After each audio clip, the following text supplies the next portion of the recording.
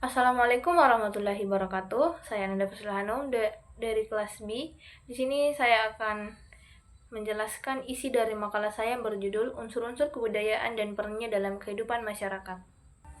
Pembahasan pertama yaitu apa sih unsur-unsur kebudayaan dan perannya dalam kehidupan masyarakat? Kebudayaan adalah hasil dari interaksi manusia dengan lingkungan dan satu sama lain.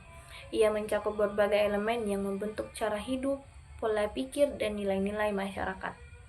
Dalam pembahasan ini, kita akan menggali lebih dalam mengenai unsur-unsur kebudayaan serta perannya yang signifikan dalam kehidupan sosial masyarakat. Bagian pertama yaitu unsur-unsur kebudayaan. Unsur-unsur kebudayaan ini terbagi menjadi 7. Yang pertama yaitu bahasa.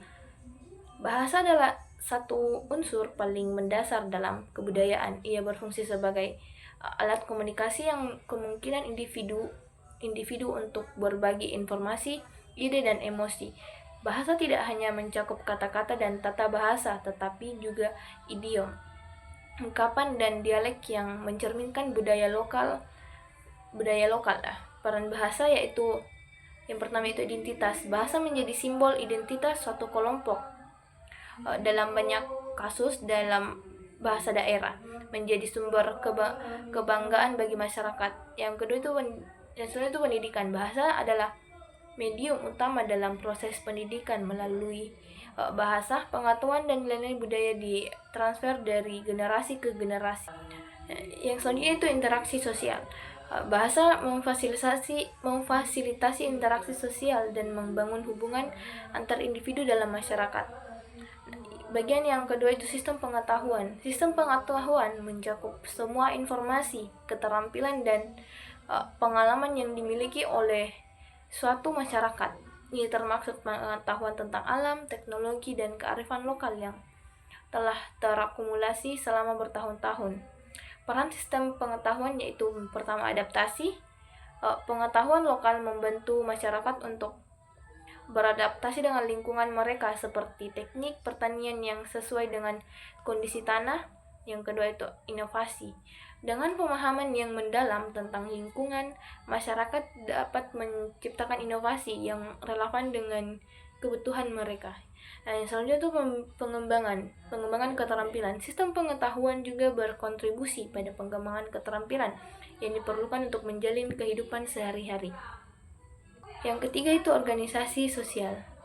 Organisasi sosial adalah struktur yang mengatur hubungan antar individu dalam masyarakat.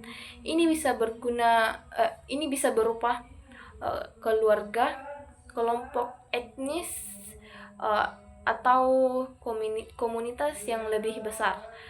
Peran organisasi sosial yaitu stabilitas. Organisasi sosial menciptakan stabilitas dalam masyarakat dengan menetapkan norma-norma dan aturan yang diikuti oleh anggotanya. Yang selanjutnya itu dukungan emosional. Dalam organisasi sosial seperti keluarga atau komunitas, individu mendapatkan dukungan emosional dan sosial yang penting untuk kesejahteraan mereka. Yang selanjutnya itu partisipasi. Organisasi sosial mendukung partisipasi individu dalam kegiatan bersama, memperkuat rasa kebersamaan dan solidaritas. Yang keempat itu sistem pertanian dan teknologi. Sistem pertanian dan teknologi mencakup alat-alat dan teknik yang digunakan oleh masyarakat untuk memiliki kebutuhan hidup mereka. Peran sistem peralatan dan teknologi yaitu yang pertama efisiensi. Teknologi meningkatkan efisiensi dalam produksi dan distribusi barang serta jasa. Yang kedua itu kualitas hidup. Dengan adanya teknologi modern, kualitas hidup masyarakat dapat meningkatkan melalui akses terhadap informasi, kesehatan, dan pendidikan. Yang selanjutnya itu inovasi berkelanjutan. Teknologi mendorong inovasi berkelanjutan yang dapat membantu masyarakat menghadapi tantangan baru. Yang kelima itu sistem mata pencaharian dan ekonomi. Sistem mata pencaharian mengacu pada cara-cara di mana masyarakat memenuhi kebutuhan hidup mereka. Peran sistem mata pencaharian yaitu yang pertama pembangunan ekonomi. Mata pencaharian yang beragam dapat meningkatkan pendapatan masyarakat dan mendukung pembangunan ekonomi lokal. Yang selanjutnya itu kemandirian. Dengan mengembangkan mata pencaharian berbasis sumber daya lokal, masyarakat dapat mencapai kemandirian ekonomi. Dan selanjutnya itu keterhubungan global. Dalam era globalisasi, mata pencaharian juga terhubung dengan pasar global, membuka peluang baru bagi masyarakat. Yang selanjutnya itu yang keenam, sistem religi. Sistem religi mencakup kepercayaan dan praktik spiritual yang dianut oleh suatu kelompok. Peran sistem religi yaitu yang pertama, makna hidup. Agama memberikan makna dan tujuan bagi kehidupan individu serta membentuk pandangan dunia mereka. Yang selanjutnya itu norma moral. Sistem religi seringkali menjadi dasar bagi norma-norma moral dalam masyarakat. Yang selanjutnya itu komunitas. Agama dapat membangun komunitas yang kuat di antara peran penganutnya melalui praktik ibadah bersama. Yang terakhir itu atau yang ketujuh, kesenian. Kesenian adalah ekspresi kreatif manusia melalui berbagai bentuk seni seperti musik, tarian, lukisan, dan kerajinan tangan. Peran kesenian yaitu yang pertama, ekspresi budaya. Kesenian merupakan cara untuk mengekspresikan nilai-nilai budaya dan identitas suatu kelompok. Hiburan dan rekreasi. Kesenian juga berfungsi sebagai hiburan yang menyatukan orang-orang dalam pengalaman bersama. Yang selanjutnya itu pendidikan budaya.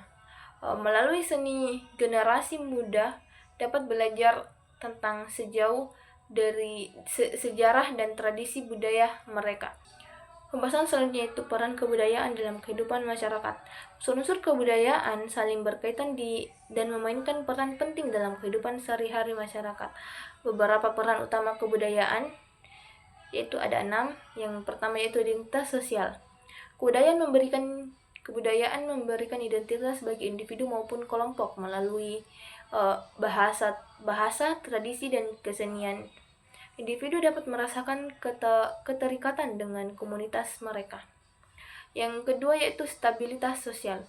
Kebudayaan berfungsi sebagai pengikat sosial yang menciptakan stabilitas dalam masyarakat dengan menetapkan norma-norma dari nilai-nilai bersama.